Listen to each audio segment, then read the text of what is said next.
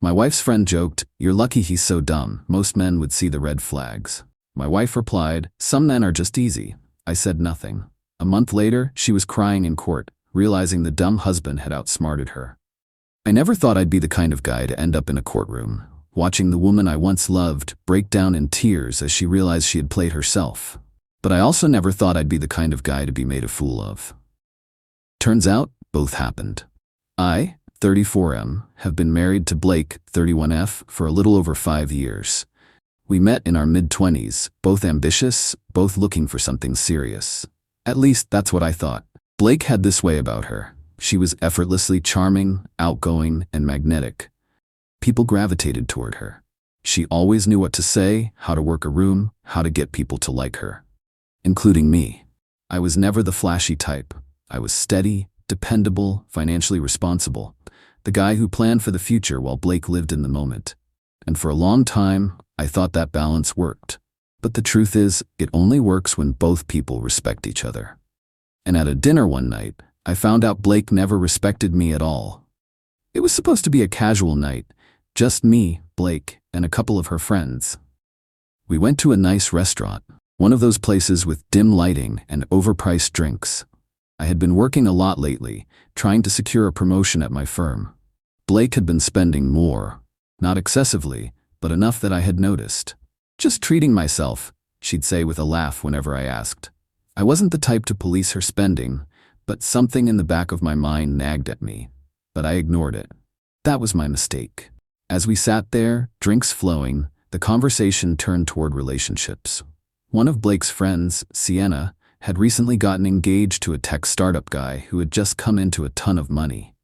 Blake was excited for her. But then, Sienna turned to Blake, drunk laughing, and said, "You're lucky your husband's so dumb. Most men would see the red flags." I felt the air shift. Blake smirked, took a sip of her drink, and shrugged. What can I say? Some guys are just easy. My stomach dropped. The table laughed like it was a joke. I forced a chuckle, pretending like I was also too drunk to care. But inside, something snapped, even under the influence. I didn't confront her. Not there. Not that night. Because I realized something in that moment. She thought I was dumb. She thought I was so trusting, so oblivious, that I would never see it. And that made me wonder, what exactly was she talking about? That night, after Blake fell asleep, I did something I never thought I'd do. I started digging. Not in a paranoid way, but with precision. I checked our joint bank accounts. Nothing major, just inconsistencies. Small withdrawals that didn't add up. I checked her credit card statements. Bigger spending than usual, but nothing outright damning. Then I checked her private savings account. And that's when I saw it. Over the past 6 months, Blake had been moving money, small amounts at first, then larger ones, into a completely separate account. At first, I told myself maybe she was saving for something private, a personal goal. Maybe even a surprise for me, but deep down, I knew better. She was preparing for something, and I was going to find out what. I didn't sleep that night. Lying next to Blake, listening to her steady breathing, I felt like I was in bed with a stranger. I kept replaying the dinner conversation in my head. You're lucky your husband's so dumb. Most men would see the red flags. What can I say? Some guys are just easy. Blake had laughed, like it was nothing, like I was nothing. I wasn't sure what was worse, the fact that she had mocked me to my face, or the fact that she thought I'd never figure it out. She thought I was too trusting, too soft, too easy to manipulate. She was wrong. By the time the sun came up, I had made a decision. I wasn't going to confront her. I was going to outsmart her. I started by gathering evidence. Bank transactions. I downloaded 6 months of bank statements and highlighted every transfer she made to her private savings account. The amounts were small at first, a couple $100 here, a few more there. Then, 3 months ago, the withdrawals got bigger. $2,000. Then $4,000. Then $7,500. She had been building a separate financial safety net. For what? Credit card statements. I checked for new charges. Lots of expensive spa treatments, designer clothes, and high-end restaurants, places she never took me to. Then I saw hotel bookings. 2 of them. Weekend stays at a luxury hotel downtown. Both booked on weekends I had been out of town for work. I felt my stomach turn. Was she just preparing for a divorce? Or had she already moved on to someone else? Checking security footage, I had a doorbell camera that logged entries to our apartment.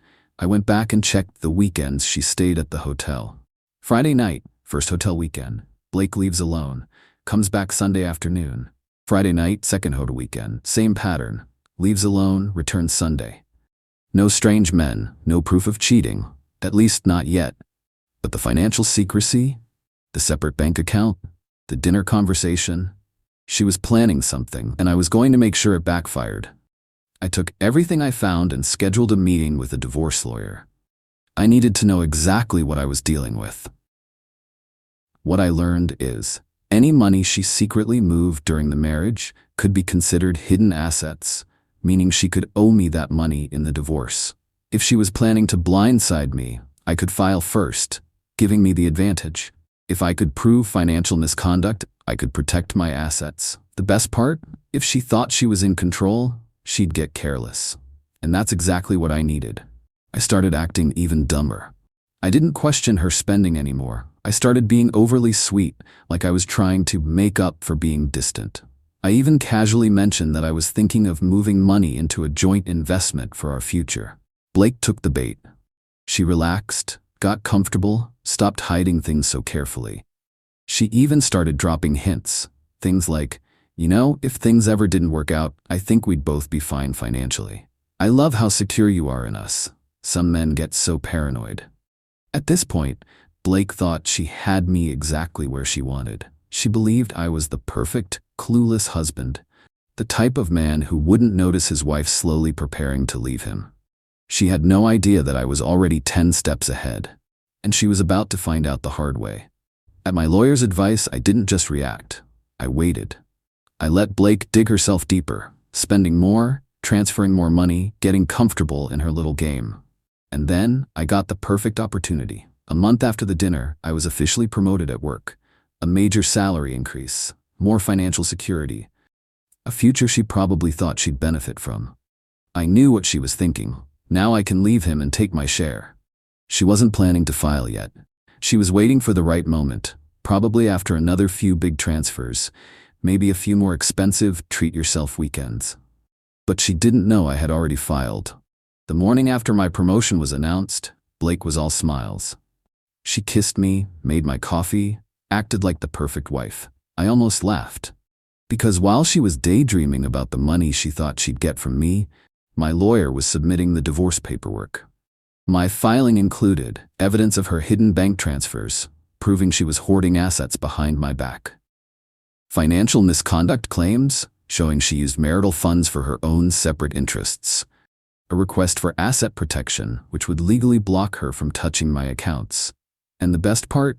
Because I filed first, I controlled the narrative. Blake wouldn't be able to blindside me and demand half. Instead, she was about to get dragged into a battle she wasn't prepared for. 2 weeks later, Blake received the divorce papers. She came home furious. "You're divorcing me? Without even talking to me?" I stayed completely calm. "I just thought it was time," I said, sipping my coffee. Blake tried every trick in the book. She cried. I didn't react. She screamed. I stayed silent. She threatened to take half. I almost laughed, because when we got to court, she realized just how badly she had lost. Blake showed up dressed to impress, probably thinking she could still talk her way out of this. She was in for a rude awakening. Her lawyer's opening argument: "My client is entitled to half of all shared marital assets. She has been financially responsible and should be compensated. She has made sacrifices in the marriage and deserves her fair share." She was so confident. Until my lawyer got up. My lawyer's response: "We have documented proof that Blake systematically transferred joint funds into a secret personal account. She withdrew large amounts under false pretenses, showing clear financial misconduct. She actively planned to leave while securing financial advantages behind my client's back." Then came the bombshell. My lawyer pulled out transcripts of the financial transfers. "Judge, Mrs. Blake, can you explain these transactions?" Blake froze. Her lawyer started scrambling. Then came my final move. My lawyer handed over a document, a financial forensic report, showing that Blake had been siphoning money while making me pay the majority of our living expenses. It was legally classified as asset misappropriation. The judge frowned. "Mrs. Blake, This changes the nature of your claim. Instead of receiving 50% of assets, you may actually owe your husband restitution. I watched as Blake's confident smirk disappeared. She had walked into that courtroom thinking she'd take half. She was walking out with nothing. By the end of the case, Blake lost all rights to my money. She was ordered to return a portion of the hidden funds. She had to pay her own legal fees. I walked out free, untouched, and with all my assets protected. Blake, she sat there stunned, humiliated, and defeated. The courtroom was silent except for the rustling of papers as the judge finalized the decision. Blake sat there motionless. Just 30 minutes ago, she had walked into this room, fully expecting to walk away with half of everything I owned. Now, she was leaving with nothing.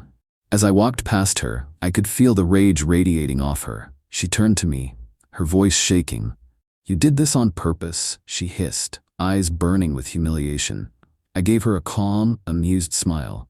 "I thought I was too dumb for that." Blake opened her mouth to argue, but she had nothing left. Because this wasn't just about her losing the case. This was about her realizing, too late, that she had underestimated me, and now she had to live with the consequences. The real fun started after the trial. Her fancy apartment? She couldn't afford it anymore. I had been paying most of the rent, and now she was on her own. Her savings? Drained from legal fees and court-mandated repayments. Her luxurious lifestyle? Completely gone. Blake had spent years treating money like a safety net. She had assumed she'd always have someone taking care of things. Now, no one was taking care of her. Blake didn't just lose financially, she lost her reputation. Her friends? The moment they realized she had tried to pull a financial scam, they started distancing themselves. Her family? Furious that she had tried to manipulate the divorce. Her coworkers? She had bragged too much about leaving me. Now she was the office joke. One of our mutual friends texted me a week later. "Dude, Blake's been complaining to everyone. She keeps saying you set her up." I just laughed. She had set herself up. All I did was stay quiet and let her believe she was winning. A few weeks after the case, Blake tried reaching out. Her number was blocked, but she emailed me. Subject, "Can we talk?" I didn't even read it. Instead, I replied with one sentence, "You should have seen the red flags." Then I blocked her for good. People like Blake never think they can lose. They assume they're always the smartest person in the room. But here's the thing. Sometimes the quiet ones are watching. Sometimes the dumb ones are smarter than you think. And sometimes karma arrives wearing a tailored suit, with a lawyer by his side. Blake thought she had played me, but in the end, she played herself. And I walked away with everything.